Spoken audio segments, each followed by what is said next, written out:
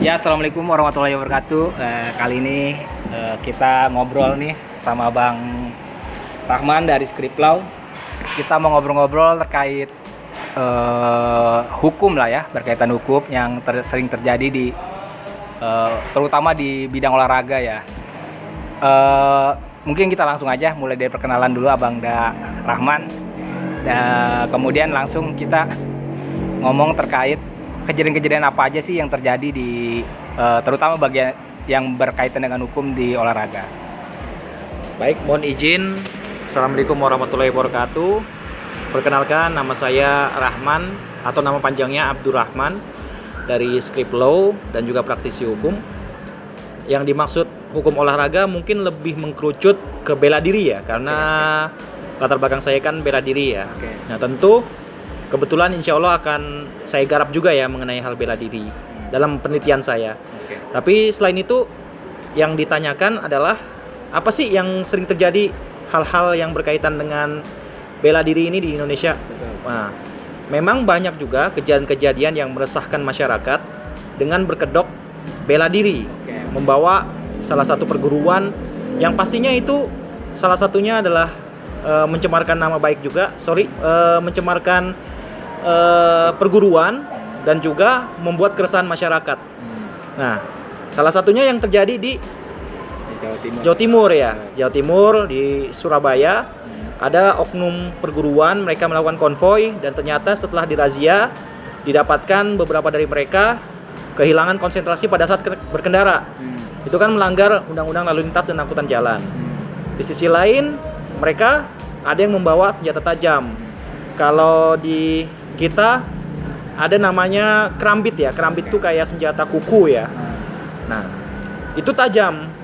Dan walaupun memang dia pesilat atau dia apa ya, misalnya penjaga lah atau apa, tetap namanya Indonesia memiliki aturan hukum. Dan pasti itu melanggar hukum dong.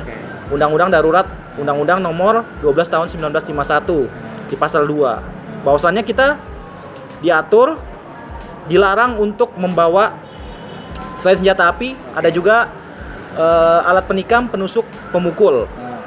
Yang dikecualikan adalah alat untuk pertanian, rumah tangga, pekerjaan yang sah, dan juga buat pusaka ya, atau magic. Nah, selain daripada itu, misalnya dia buat gaya-gayaan atau buat gagah-gagahan, nah itu pasti udah melanggar. Karena yang dikhawatirkan semua orang nanti gagah-gagahan dengan membawa senjata tajam. Bayangkan gitu. Nah, yang sangat mirisnya dia membawa ya salah satu perguruan di daerah itu yang memang sudah terkenal gitu. Itu yang sangat disayangkan. Otomatis kan perguruan itu jadi tercemar lah namanya. Nah, jadi salah satunya yang terjadi itu seperti itu gitu. Kalau kejadian-kejadian saat latihan itu yang mungkin terjadi pelanggaran hukum itu seperti apa, Bang? Ya, sebenarnya kalau saya lihat ya, beberapa yang sudah keluar dari putusan hakim ya di pengadilan tuh, atau kita sebut dengan putusan jurisprudensi, memang yang sering terjadi di dalam latihan bela diri adalah karena kealfaan dalam latihan.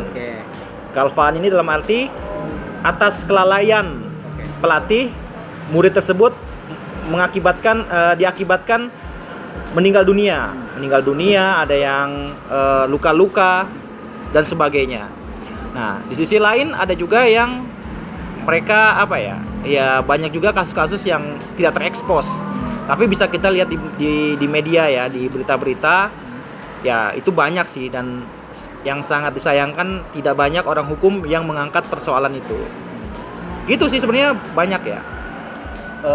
Kalau kejadian-kejadian spesifik lah, misalnya kayak ketika latihan tuh kita beberapa tahun ini sering terjadi sampai meninggal dunia ya, karena baik akibat kelalaian maupun akibat hal-hal yang mungkin tidak terduga lah selama proses latihan ya, misalnya latihan di luar kemudian terjadi kecelakaan. Sebenarnya ada apa SOP nggak penanganan dalam hal-hal latihan tersebut, sehingga untuk meminimil lah untuk kejadian-kejadian pelanggaran hukum selama latihan? Ya pasti kalau ditanya apakah ada SOP apa enggak, ya tentu ada. Semua latihan bela diri itu disesuaikan dengan kapasitas dan juga lingkungannya masing-masing. Kalau memang semuanya disamaratakan fisiknya, tapi ternyata di situ ada fisik muridnya yang lebih lemah, ya otomatis itu bisa disebut sebagai kelalaian. Nggak bisa kita samaratakan semua fisik itu sama, ya kan? Apalagi disamaratakan dengan pelatih. Pelatih itu udah namanya aja pelatih kan, sudah terlatih, dia punya tubuh yang baik, tidak bisa diterapkan kepada siswa-siswa yang baru masuk gitu. Nah, mungkin ada juga ya, saya pernah membaca di beberapa artikel ada yang meninggal karena satu kali pukulan ya, satu kali pukulan ternyata dia meninggal dunia.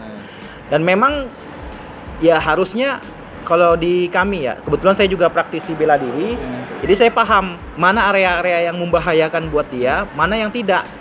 Nah, itu sesuai dengan kapasitasnya masing-masing. Kalau memang dirasa kapasitas fisiknya nggak kuat, ya jangan dipukul di area itu.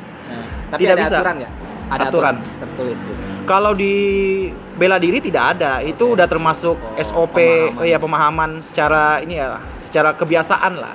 Tidak ada gitu, karena apalagi kan namanya silat itu udah berdiri dari beberapa ini kan abad yang lalu lah, udah lama gitu. Artinya kan ya semua metode itu tidak bisa kita batasi gitu. Kalau kita batasi, pada akhirnya kita tidak bisa improvisasi. Betul. Jadi bentroknya di situ.